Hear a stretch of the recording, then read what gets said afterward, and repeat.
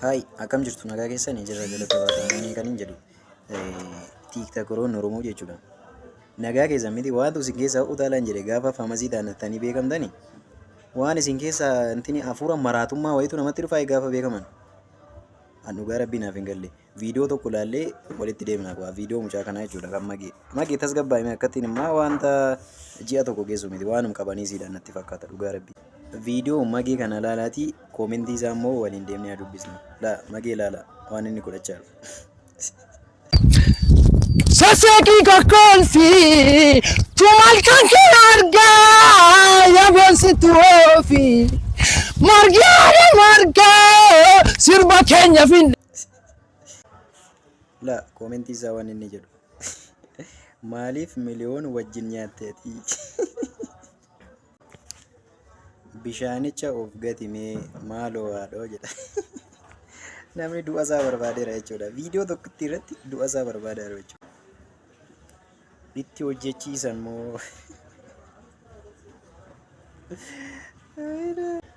tokko tokkos immoo maal jedha mee namni akka koo jecha dhabdanidha. Kun dhugum jecha nama dhabsiisa dhugaa rabbii. Maraatummaadha moo raatummaadha moo gamnummaadha moo jecha nama dhabsiisan illee jecha nabe koofintiin barreessine.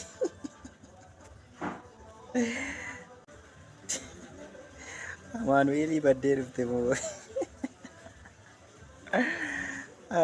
Amaanu'eel silaa kan maraatus fayyaas cabaas waa hundumaa qabatee jiru nuufaa jiraatu garuu Amaanu'eel dhugaa rabbii maal jaarsi maraatee qabaayidha.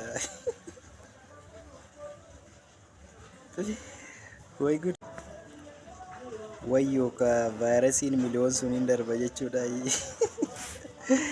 Miliyoon vaayirasii qabaayee daddabarsee nuufite kan akkas taanaan nu warra ijaan ilaalettis hin darba taanaan nutis gana Amaanu'eel dhaquun keenya waan oolu miti. Qophaan golfeedha kun immoo kun hin ta'uun giruuppii nama barbaachisu qophaan nama golfisiisa dhugaa rabbii. Anillee qophaa kun qasa'ee golfaadha maaltu na bira jira. Sagalee kee moo sagalee waraabessaatii kan akkatti yuusaa jiruuf. Ara dhiisaan sirreeffata mucaa nama lasa'oo. Baay'ee galatooma. Viidiyoo kana immoo magee biraan naagaa dhugaa rabbii. Magee biraan naagaa viidiyoo kana ilaalu. Innis haa kolfu. Nuti bichaan kolfinee maal goona? Innis akka namni kolfuuf miti kan inni kana gadhiise. Kanaaf magee biraa sheer koppiliin godhaati magee biraan naagaa galatooma isiniin jira baay'ee isin jaalladha.